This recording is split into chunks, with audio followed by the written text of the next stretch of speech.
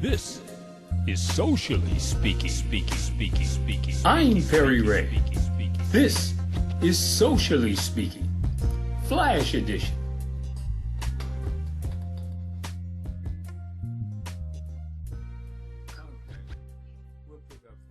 Well, on the phone with me now is Barbara Patterson. You might remember Barbara Patterson was a content producer. She's a community activist, longtime educator in the District of Columbia, and my life partner. So, Barbara, thanks for calling in Socially Speaking. It's my pleasure. Thank you for inviting me back. Well, Barbara, it's that time, election time. I did talk to the Socially Speaking audience about the importance of our U.S. representative race. Eleanor Holmes Norton, been in there for 4 decades, running against a statehood green representative, and that's Kamon Freeman, a justice fighter, one who we've worked arm in arm with. So what do you think about Eleanor Holmes Norton's race? I really hope and expect Kamon to, and from the evidence, he is gaining traction in this race. If he doesn't win, and I know that may sound like a defeatist attitude, but given Eleanor's entrenchment in that position, Kamon might not win, but he's building name recognition, and I'm looking forward to his next run, which might be a premature statement. Also, I'll say about Eleanor, she is turning 90. Wow. You know, that in itself is reason for me not to be hopeful and looking forward to her next term. I mean, what can we expect? More of the same? 90.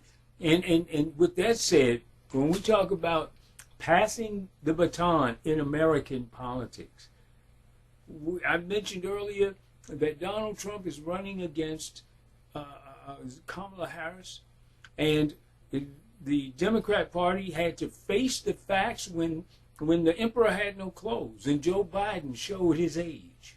Well, Donald Trump is now showing his age. And well, he's always showed his age as far as I'm concerned. He was an infant when he was 20.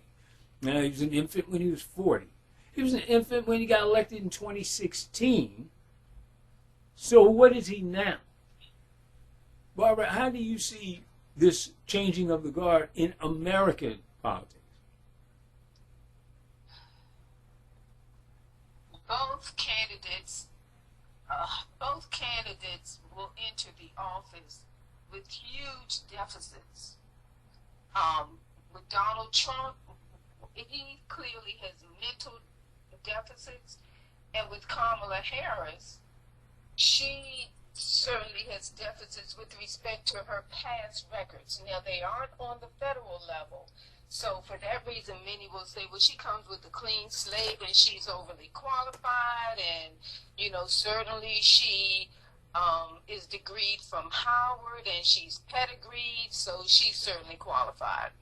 But the positions that she took as state attorney general in California does not leave me optimistic that she will lead this country forward in a direction in which we need to go at this point.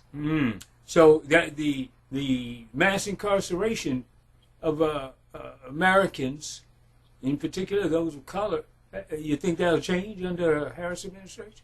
It certainly will not change. It will not change, and I can foresee that we will be in the same position that we were in with Barack Obama, because the Democrats are mastering the strategy of identity politics.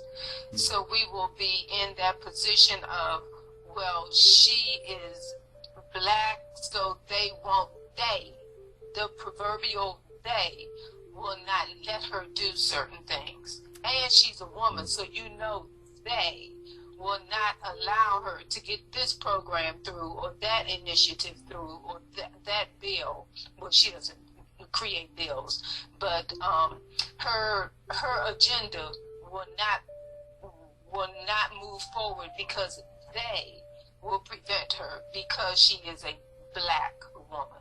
So this idea, and I said earlier in the show that Trump is still a racist.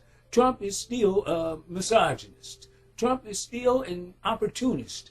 And those characteristics seem to attract those on the right or those who identify as Republicans.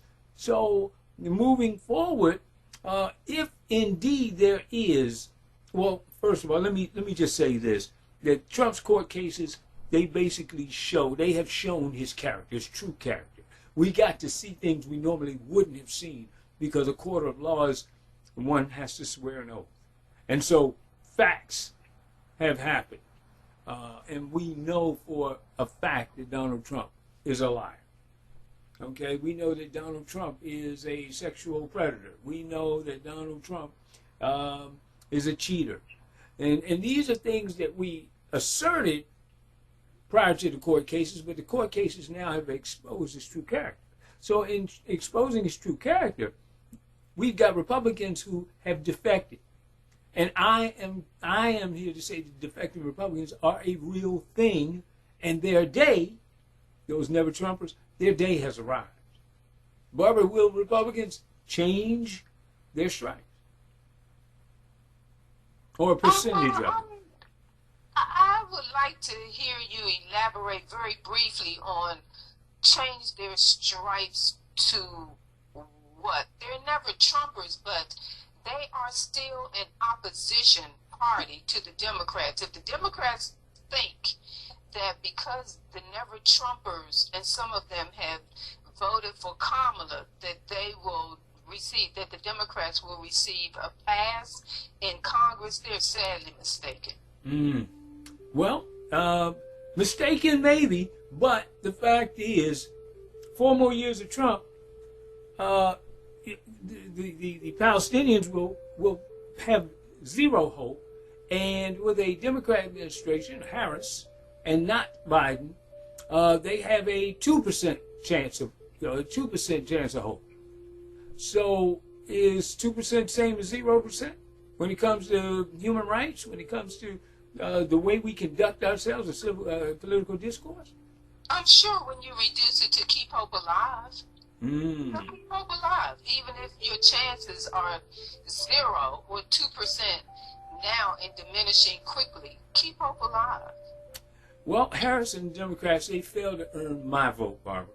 Okay, and very simply, the straw that broke the camel's back is Gaza. The war, Israel's war against the people of Gaza, not against Hamas, not against Hezbollah, against Gazans.